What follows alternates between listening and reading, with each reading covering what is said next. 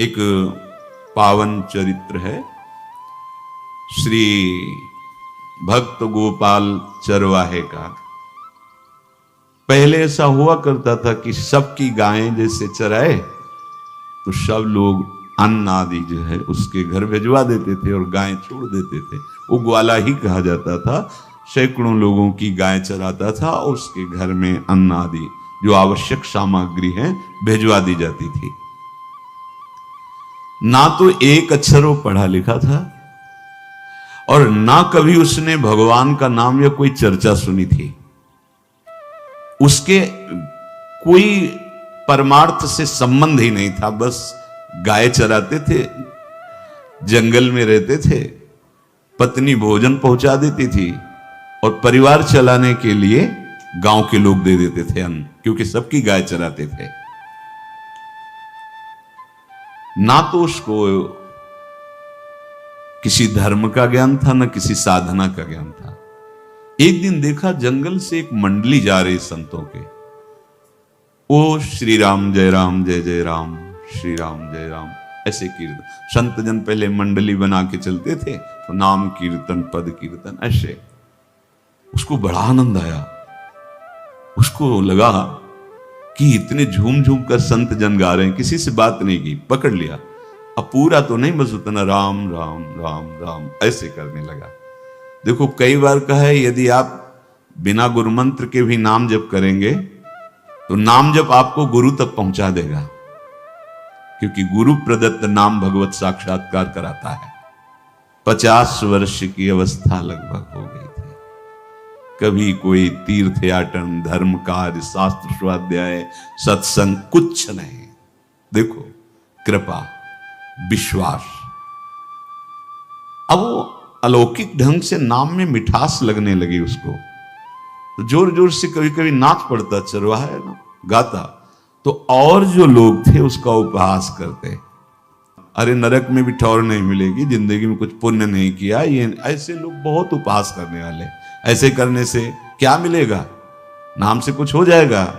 उसने कहा हमने तो कभी सोचा ही नहीं कि कुछ होगा, हम तो ऐसे ही गा रहे हैं।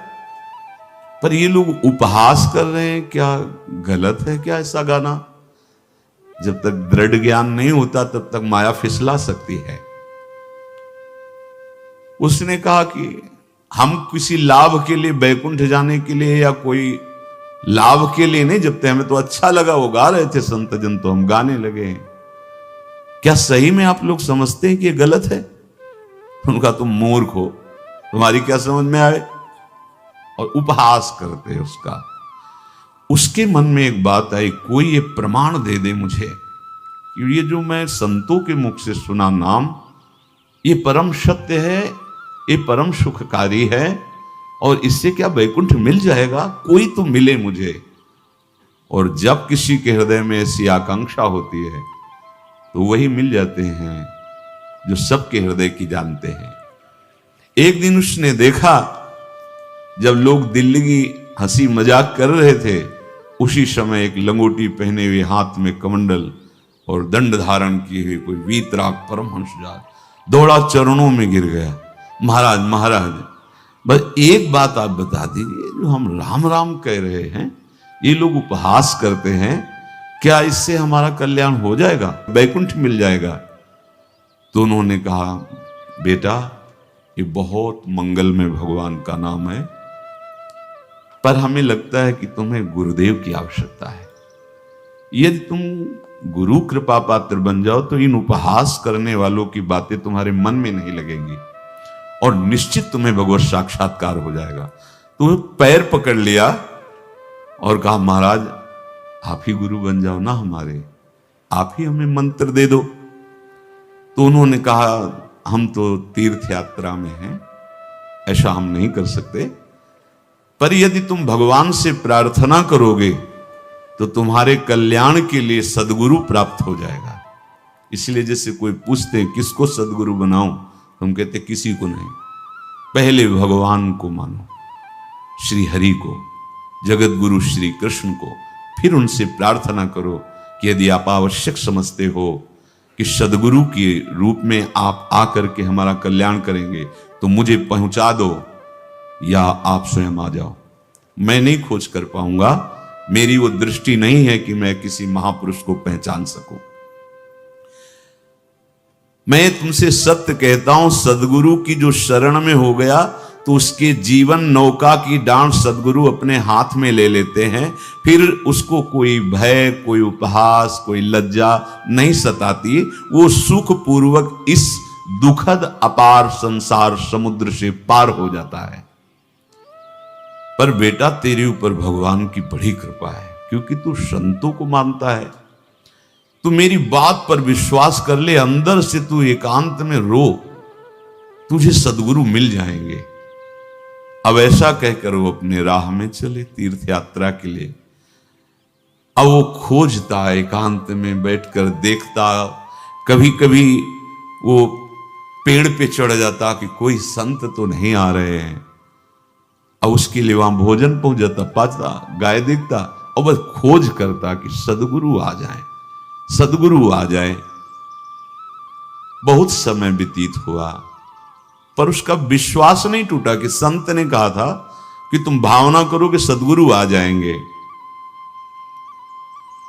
भगवान सदगुरु बन करके आ गए, वही है सदगुरु। देखा सामने से बड़े तेजस्वी महात्मा बड़े तीव्र गति से आ रहे। वो दौड़ा, गुरुदेव गुरुदेव, चरणों में लौट गया। चरणों में जे ही गिरा तो एक बिजली सी दौड़ी उसके हृदय में। अब बात बन गई, गुरु मिल गए। वो खड़े हो गए, देखते ही सात्विक भाव उत्पन्न हो रहा है, आंसू निकलने लगे। देखते ही मन में आया कि जो संत कह रहे थे सदगुरु मिल जाएंगे, यही हमारे सदगुरु हैं। हृदय में उत्साह, आतुर आवाज, प्रभु मुझे भवसागर से पार करने वाला गुरु मंत्र दे दो। ऐसे थोड़ी दीक्षा दी जाती कि गली चलते दी जाए, दूंगा। जा पहले स्नान करके आ, फिर एकांत स्थान में बैठेंगे, फिर तेरे को उपदेश देंगे। बोला महाराज, मैं जंगली आदमी हूं, गाय चराता हूं, हमारा घर बार से कोई आना जाना नहीं, यही भोजन आ जाता है। संत ने कहा अच्छा स्नान करो। स्नान करके आए, एक पेड़ के नीचे। भाई मैं तुझे कुछ नियम दूंगा, कुछ शर्त। तो अब महाराज गंवार आदमी, ना हम आपका कोई नियम पालन कर पाएंगे, ना कोई व्रत पालन कर पाएंगे, ना कोई साधना कर पाएंगे। आप देख लो हमारी हालत, 50 साल का हूं, पढ़ा लिखा बिल्कुल नहीं, कोई धर्म कर्म नहीं जानता, गाय चराता हूं। मुझसे बहुत बातें नहीं सदेंगी, अगर एक कोई बात बता दो तो प्रण करता हूं जिंदगी में प्राण त्याग सकता हूं, पर एक बात, कोई एक नियम कोई दे दो। हमें बहुत नियम तो नहीं समझ में आएंगे, एक कोई बात बता दो कि ऐसा कर लेना और मंत्र जपना, तो हम प्राण त्याग सकते, पर आपकी आज्ञा उल्लंघन, पर बहुत हम बातें नहीं मान पाएंगे क्योंकि हमारे इतना ज्ञान नहीं है। गोपाल के वचन सुन करके बहुत प्रसन्न हुए संत भगवान। एक नियम तुझे देता हूं, हमारे आराध्य देव श्री कृष्ण हैं, गोविंद हैं। आज से तुम्हारे आराध्य देव गोविंद हुए, हां श्री कृष्ण है।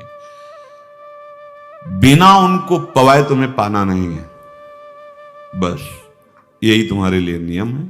तुम्हारे पास जो आवे, सूखी रोटी, दूध, छाछ, जो भी, बिना उनको पवाए पाना नहीं है।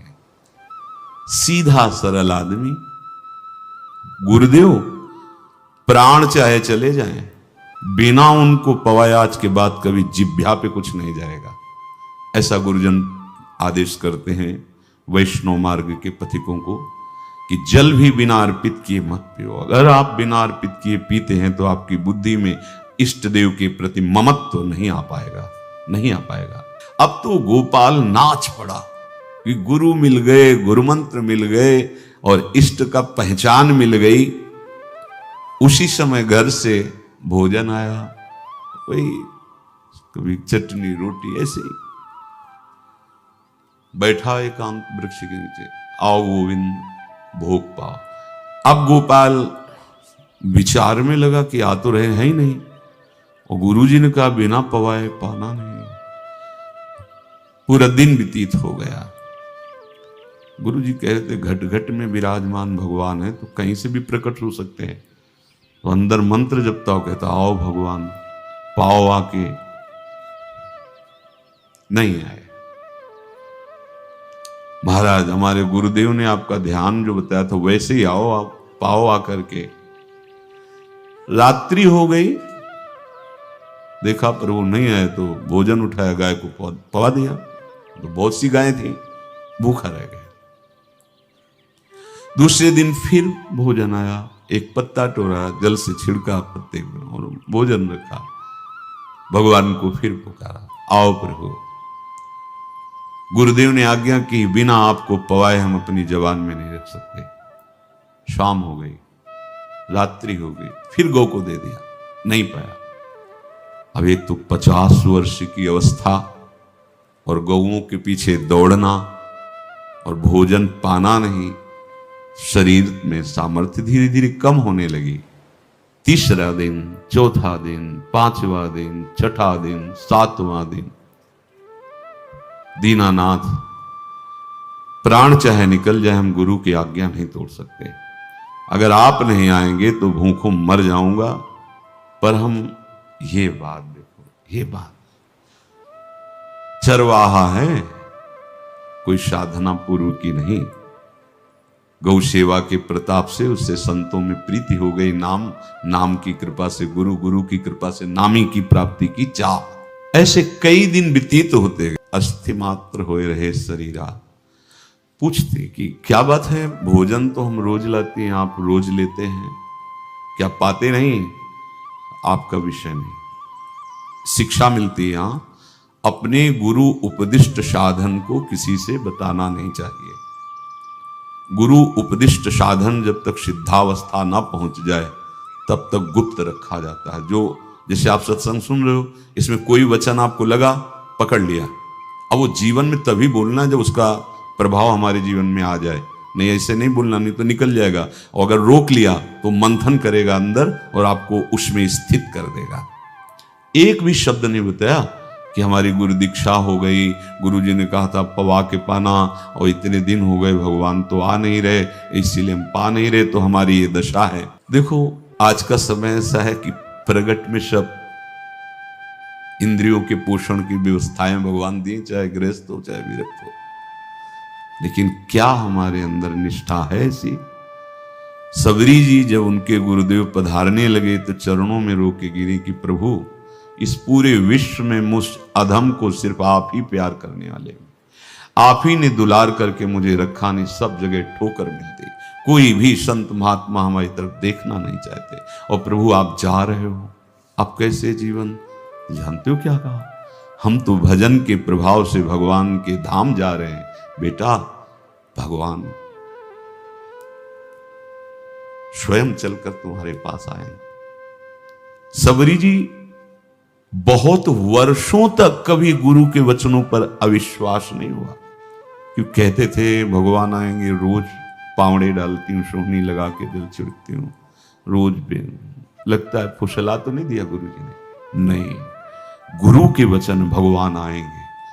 शायद ऐसा वर्णन की शास्त्र हजार वर्ष सोचो जरा, और भगवान आए और सबरी को निहाल किया। ऐसे हो गुरुदेव ने कहा है भगवान आएंगे, जब तक वो ना पाएंगे तब तक हमने कहा है कि और उनका उद्देश्य अलग था, कहने का कि आप भगवान को भोग लगा के पाइएगा और भजन कीजिएगा तो मंत्र के प्रभाव से तुम्हारे मानस पटल पर भगवान दिखने लगेंगे।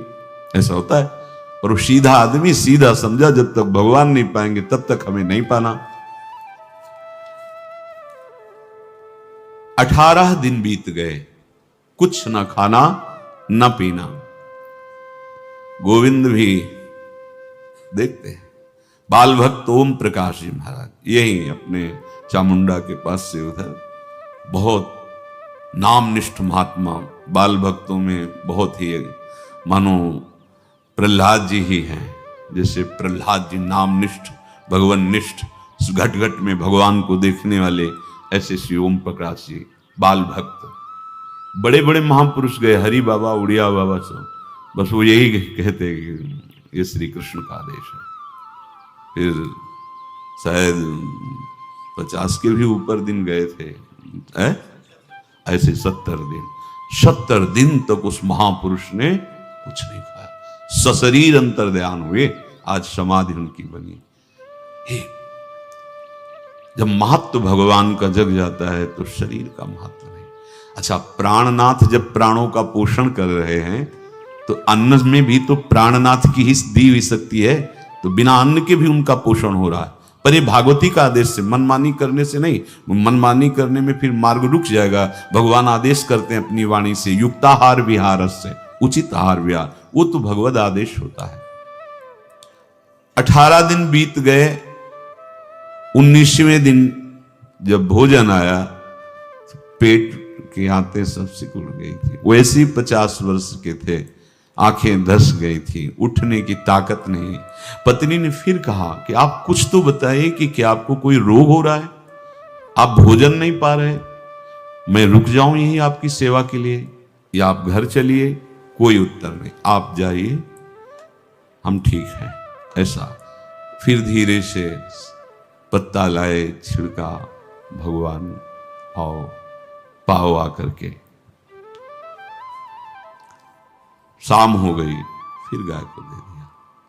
विचार कर लिया कि अब मरना ही है, मुझ जैसे अधम के पास भगवान तो आएंगे नहीं, वो तो भगवान है।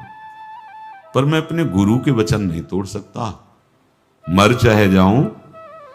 27 दिन व्यतीत हो गए, एक कवल भी अन्न नहीं पाया। न चलने की शक्ति थी, न पत्ता लाने की शक्ति थी, न जल छिड़कने की शक्ति थी। जिस पात्र में भोजन लाई थी, लेटे ही लेटे खोला और कहा, प्रभु मुझे पता है आप इस शरीर से नहीं मिलोगे, पर आप जान लो मैं अपने गुरु की आज्ञा का उल्लंघन नहीं करूंगा। ये मतलब जितने महान हुए हैं सब निष्ठावान हुए हैं, अपने लोग फिसड्डी हैं। जरा सा कोई दुख, जरा सा कोई सुख, फिसल जाते हैं। प्राण अनंत जन्मों की बिगड़ी 27 दिन क्या होते हैं? क्या होते 27 दिन? अनंत जन्मों का जमा कूड़ा करकट भगवान साफ कर रहे हैं। ये जो तन्मयता, गुरु निष्ठा, जो प्राण भूख से व्याकुल, सब भस्म हो रहे हैं पाप अनंत जन्मों के। अनंत जन्मों, जैसे हम सोचे कि भगवान इतने निर्दयी कैसे हैं? नहीं निर्दयी, आत्मा को कुछ फर्क नहीं पड़ता। और शरीर ने जो किए हैं जन्म जन्मांतरों के, वो निष्ठा के कारण दुख नहीं पहुंचेगा। निष्ठावान को दुख नहीं पहुंचता, वो आपको दिखाई देगा दूर से, उसको दुख नहीं पहुंचता, क्योंकि निष्ठा का कवच है, वो कभी कोई भेद नहीं सकता। किसी भी माया के यंत्र में ताकत नहीं कि निष्ठा को भेद सके, उसी को निष्ठा कहते हैं, नहीं भेद पाए। 27वां दिन है। पति की दशा देख करके कहा, स्वामी अब तो आप कहोगे भी तो मैं नहीं जाऊंगी। हम आपकी दशा, इशारे से कहा, आज भर चली जा, क्योंकि उसको लग रहा था आज प्राण निकल जाएंगे। आज भर चली जा, फिर कल से जैसी तेरी आज चली जा। इशारे से, बोलने की भी सामर्थ्य नहीं थी। गोपाल के आंसुओं की धारा चल रही, पड़े पड़े धीरे से खोला जो भोग है, और अंतस्थल, आज बोल भी नहीं पा रहे, अंतस्थल से कह रहे, प्रभु अब चाहे आके पालो या लिवा जाके पवा देना, देख लो आप, आखिरी है, आके पालो या लिवा जाना, अपने यहां पवाना, क्योंकि हमारे यहां तो पाए नहीं आप। बड़े प्रेम से अंदर से आवाज आई, गोपाल। आंख खुली, क्योंकि बोलने की हिम्मत ने, ये अंदर से प्रार्थना की थी, गोपाल वो अमृतमय। गुरुदेव ने कहा था कि उनकी वाणी से अमृत बरसता है। एकदम आंख खुला, देखा वही पीतांबर, वैसे मोर मुकुट, वही मुरली, वही करधनी, वैसे नूपुर, वैसे ललित त्रिभंगी। गुरुदेव ने जैसा वर्णन किया था वैसा ही सुंदर रूप गोपाल के सामने। प्रभु मुखमंडल की मनोहरता देखकर निहाल हो गए, निहाल कर देंगे। थोड़ी पीड़ा सहना सीखो, सहत सहत बाढ़े भगति, ग्रहतन गुरु हितगार, ग्रहतन गुरु हितगार, हार अपनी करिमा। सेवक जी कह रहे हैं, देखो गृह तन गुरु हित गार हार अपनी कर, तन मन प्राण गुरु वचनों पर न्यौछावर, जो भी सहना पड़े सहूंगा। मिल गए प्रभु, प्रभु दूर नहीं है। प्रिया प्रीतम बहुत कृपालु हैं। मानो करोड़ करोड़ काम की सौंदर्यता को हे करते हुए प्रभु के लावण्य का प्रकाश हो रहा है। मनहारिणी मुरली जैसे कहा था अधरों में रख, वैसे अधरों में विराजमान। अच्छा, खास बात ये, ना कोई गाय देख पा रहे, नहीं कोई और चरवाहा देख पा रहा। ये भगवान को, जैसे इस सभा में किसी से बात करें भगवान, किसी से मिले तो पास बैठा व्यक्ति भी नहीं देख पाएगा, ना जान पाएगा, क्योंकि प्राकृतिक इंद्रियां, प्राकृतिक शरीर, और वो चिदानंद में, वो तो जिसको दर्शन देंगे तो पहले दृष्टि प्रदान करते हैं। भगवान जिससे मिलते हैं पहले दृष्टि प्रदान करते हैं, तो गुरु रूप से दृष्टि प्रदान। ये जो अंतर में पुकारा ना, वो अंतर दृष्टि खुल गई, सामने देखा। इतना सुंदर विश्व मोहिनी भगवान श्री हरि का ललित त्रिभंगी रूप कि गोपाल की आंखें नहीं टिकी। इतना सुंदर रूप, आंखें भगवान के तेज के आगे बंद हो गई। जो भी बंद हुई तो देखा मानस पटल पर वैसे ही ललित त्रिभंगी। फिर खोला, देखा सामने भगवान मुस्कुराए, सामर्थ्य प्रदान की। देखो अर्जुन के साथ ही तो खेलते भगवान सखा भाव से, रथाक रहे हैं, लेकिन भगवान का विराट स्वरूप देखने की सामर्थ्य अर्जुन में थी क्या? दिव्य दृष्टि प्रदान की। फिर भी कांप रहे थे अर्जुन जी भगवान की दिव्य दृष्टि संपन्न नेत्रों से उस विराट महिमा को देखकर कांप रहे थे अर्जुन। ये तो माधुर्य रूप प्रभु का है। उसने मानो इशारा किया प्रभु को कि हमारी सामर्थ्य में सकिल कर आ जाऊं, नजदीक आप आ जाओ। आ गए, अपना माथा प्रभु के चरणों में रखा, आंसुओं से भगवान के चरणों का प्रक्षालन कर रहा। देखो गांव का गाय चराने वाला ग्वारा, जिसको कोई धर्म कर्म का ज्ञान नहीं, कोई भक्ति का ज्ञान नहीं, कोई शास्त्र का ज्ञान नहीं, भगवान ने फिर उसको उठाया और अपने हृदय, ज्यों हृदय से लगाया, हष्ट पुष्ट स्वस्थ सब, अंतर बाहर पूर्ण, कोई पीड़ा नहीं, कोई दुख नहीं, बिल्कुल तेजस्वी स्वरूप। भगवान की स्पर्श की महान सामर्थ्य है। बाली ने बहुत मारा ना सुग्रीव को, तो कर परशा सुग्रीव शरीरा, जे इस पर सारी पीड़ा गई। भगवान अमृत सावी है, भगवान दिव्य चिदानंद भाव देने वाले हैं। अब तो सुरमुनि वांछित प्रभु की छाती से लपटा हुआ है। ये ऐसा ना सोचो कि कहानियां हैं, ऐसा ये सत्य विषय आप भी प्राप्त कर सकते हैं। इसी के लिए रोज सत्संग होता है। जो भगवान से लिपट कर छाती में अश्रु की बूंदे, वो भगवान ये था माम प्रपद्यन्ते, भगवान की अश्रु बूंदों से गोपाल का अभिषेक होगा। मानो सुदामा मिलन हो रहा है। जैसे भगवान को दैन्य बहुत प्रिय है। तभी भाई जी महाराज कहते हैं पद में कि बुद्धिहीन बना दो हे भगवान, हमें बुद्धिहीन बना दो। ये जो बहुत बुद्धि चलती है ना, इसके लिए दौड़ भाग है। नहीं, सीधे प्रभु हमारे हैं, हम प्रभु के हैं। नाम जप आश्रय भगवत प्राप्ति निश्चित। भगवान बोले, प्यारे गोपाल अब तो रो मत, देख मैं तेरे प्रेम में पगी हुई ये जो सूखी रोटियां हैं अभी पाता हूं। वो भगवान बैठ गए और उसके घर की जो रोटी थी उसे, देखो मुझे त्रिभुवन का कोई भी भोग प्रसन्न नहीं कर सकता गोपाल, मुझे त्रिभुवन का कोई भोग प्रसन्न नहीं कर सकता। इस बात को समझो। जिनको ये भ्रम हो कि हम अधर्म से कमा के 56 भोग लगा के प्रभु को प्रसन्न कर लेंगे, तो ये बात सुनो। कह रहे मुझे त्रिभुवन का कोई भोग प्रसन्न नहीं कर सकता, मैं ऐसे ही अन्न की चाह रखता हूं।